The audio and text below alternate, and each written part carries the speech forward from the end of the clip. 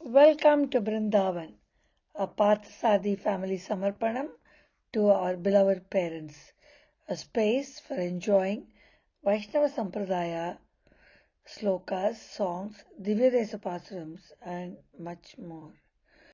Dear Bhagavatas, today we will see the Arthanubhavam of Slokam 30 of Sri Vishnu Sahasranamam, Ayiram Namangal, Ayiram Gunangal.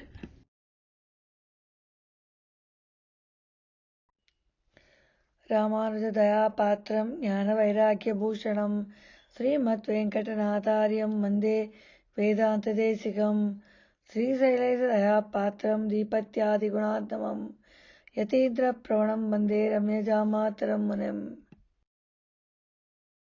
ओजस्तेजो द्युतिधरप्रकाशात्मा प्रतापनः रद्धस्पष्टाक्षरो मन्त्रश्चन्द्रांशुर्भास्करद्युतिः. The first nama in Slokam 30 is Ojas Tejo Duti Daraha. He has the strength, he has the splendor, he has the knowledge, the fame and the power to overcome all enemies at the same time. All of this together is considered as one single name. Ojas Tejo Duti Taraha. Tejas is splendor. He has everything together and he can use all at the same time to overcome the enemies. The nama is Ojas Tejo Dyutidaraya Namaha. The second nama is Prakashatma. Prakasham means light, visibility. Bhagavan has a quality of being visible even to foolish people. In Mahabharatam, Dhritarashtra, though he is good by himself, he has been a witness to all the foolish things done by Duryodhana.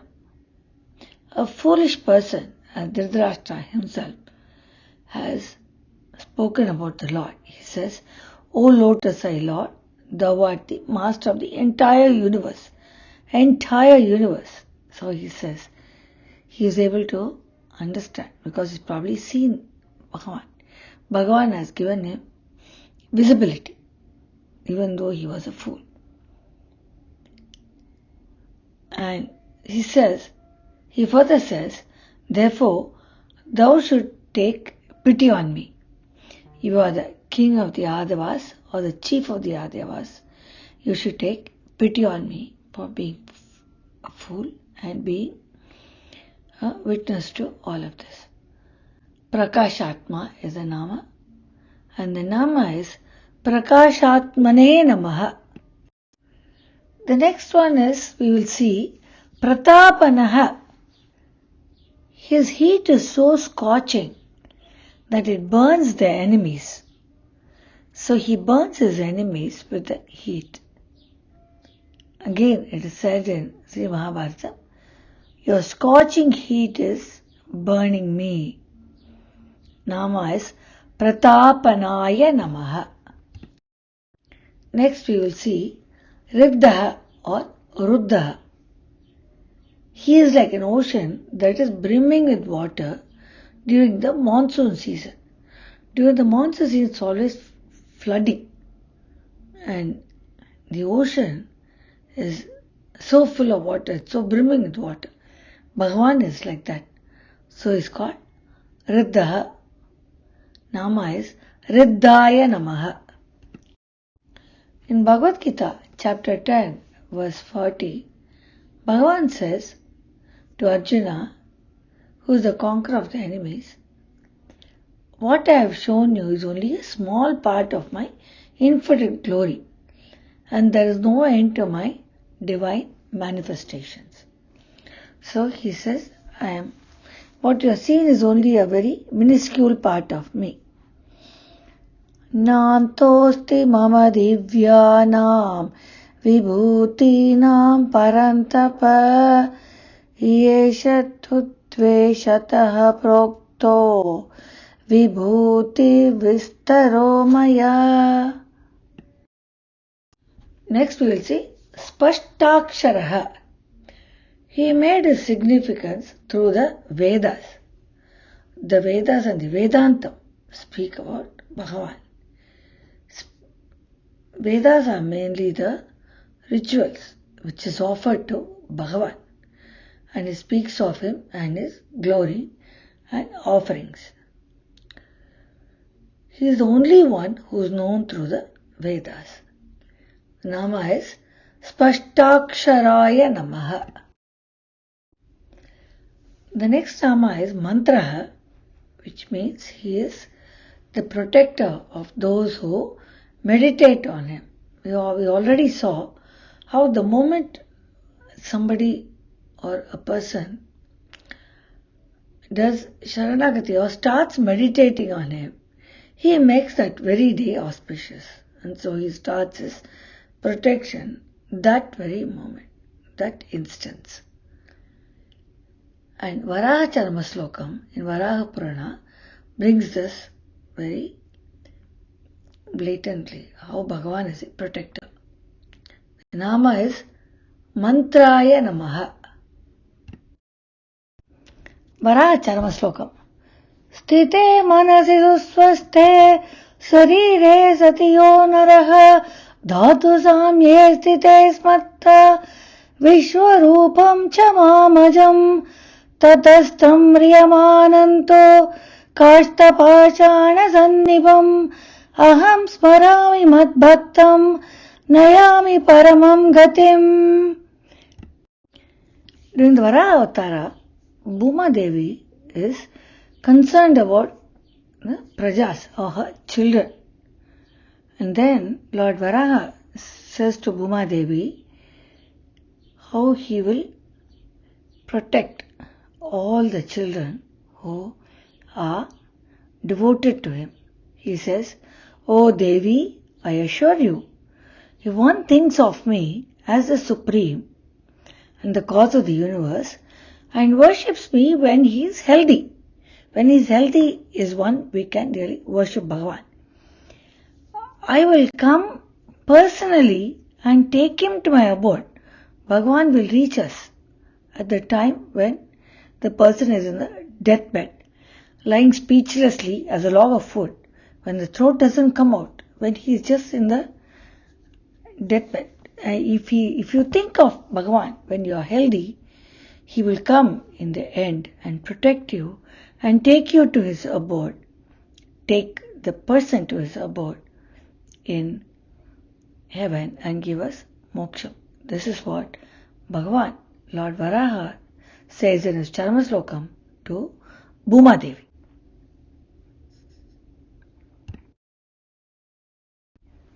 We can see Adivara Perumal, Nityakalana Perumal in Thiredavandai, near Mahabalipuram. Thirumangalwar has sung on this Divya Kshetram. Here there is a very beautiful Adivara Perumal, as we can see how he is having Tayar in his left lap and he is doing Upadesam to Tayar. This is Nityakalana Perumal, Adivara Perumal, Thiruvadandai. Alvars have also had the same anubhav from the Charma Slokam. So during the Sharanagati, they always tell Bhagavan that during my last days, I may not be able to think of you. Thinking of you now, grace me at that time. துப்படையாரை அடைவதெல்லாம் சோர்வித்து துணையாவரென்னே ஒப்பிலேனாகிலும் நின்னடைந்தேன் ஆனைக்கு நீ அருள் செய்தமையால் எய்ப்பெண்ணை வந்து நலியும் போது அங்கேதும் நான் உன்னை நினைக்க மாட்டேன் அப்போதைக்கு இப்போதே சொல்லி வைத்தேன் அரங்கத் தரவணை பள்ளியானே. He says, it is very difficult for me to think of you at that time because my eyes are going to be closed, my throat is not going to come, I'm not going to be able to speak. How you came and graced the Gajendra, you should come and grace me, because at that time I will not be thinking of you, but I will be devoted to you right now. Appodikku, for then I am being devoted to you now. So come and take care of me at that time. The next Rama is Chandramshur. Chandra is moon. It is always supposed to be cool, as against the sun, which is hot. He radiates cool rays like those of the moon to those who meditate on him and dispels their difficulties. His rays, when it touches, it says Kadaikan Parvai, even the least vision is enough to dispel all the difficulties of those who worship and meditate on him and are devoted to him. The Nama is Chandram Shave Namaha. The last Nama in Slokam 30 is Bhaskara Dyuti. Bhaskara is the sun. We saw the moon, how cool it was. We also saw how his rays can scorch the bad people. And he makes his enemies vanish as he is a Bhaskara with his bright light. Just like the darkness disappears when the sun rises, when Bhagavan comes, all his enemies vanish. They just disappear. In Bhagavad Gita, Arjuna says, the Rakshasas flee in all directions on seeing you. The Nama is Bhaskara Dyutaye Namaha. Bhagavad Gita, chapter 11, verse 36. Arjuna Vacha Sthane Rishikesa Tava Prakritya Jagat Prahrishyat Anurajyate Cha Rakshamsi Bhitani Dishodravanti Sarve Namasyanti Cha Siddha Sangaha. In this sloka, Arjuna says to Krishna, O Rishikesa, the whole of the universe rejoices in praising you and is enamored by you. The Rakshasas fear you and flee from you all over the place, and all the saints bow to you. This is what Arjuna says to Rishikesa about how the universe is looking at Bhagavan Sri Krishna. To summarize, Sloka 30, Sri Vishnu Sahasranamam,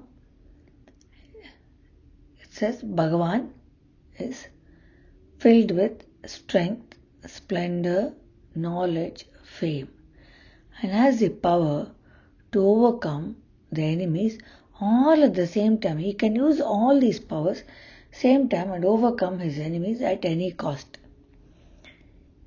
He is visible to even the foolish people, like Dhritarashtra, who was foolish enough to witness and see everything what his son was doing wrong. His scorching burns the enemies with this heat. He is like an ocean that is brimming with water during the monsoon season in the deluge. His significance is known through the Vedas. He makes himself known through the Vedas. He is the protector of those who meditate on him. He radiates cool rays like those of the moon to those who meditate on him and dispels their difficulties. He makes the enemies vanish, just like darkness disappears when the sun rises. This brings us to the end of Slokam 30. See you all in Slokam 31.